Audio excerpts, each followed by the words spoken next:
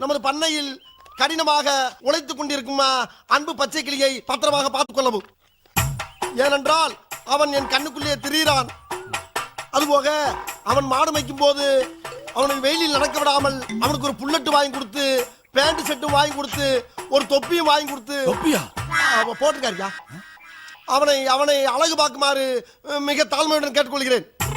அதுபோக அவனை கயிற்று கட்டில் போட்டு வெளியில் படுக்க விடாமல் ஒரு பஞ்சுமத்தை வாங்கி கொடுத்து அவனுக்கு ரூம்பு போட்டு ஏசி போட்டு தருமாறு கேட்டுக்கொள்கிறேன். இவ்வளவும் போக ஒரு முக்கிய குறிப்பு, நமது குடும்பத்துக்காக கடினமாக உழைத்துக் கொண்டிருக்கும் அந்த ஒப்பற்ற ஜீவனை நாம் பத்திரமாக பார்த்துக் கொள்ள வேண்டும். அப்பொழுதுதான் நாம் எல்லோரும் பத்திரமாக இருக்க முடியும். ஏண்டா மொத்தமே 4 வருது தான் இருக்கு. 4 வருது தான், ஆனா கூட்டெழுத்துல எழுதிருக்காரு அவரு. கூட்டெழுத்தா? அதுடா கூட்டெழுத்து. நான் படிச்சிருக்கல கூட்டெழுத்து. அந்த டீச்சர்ட்ட அப்படிதான் எழுதிருப்பாங்க. கேளுங்க. என்ன அப்படி பாக்குறீங்க?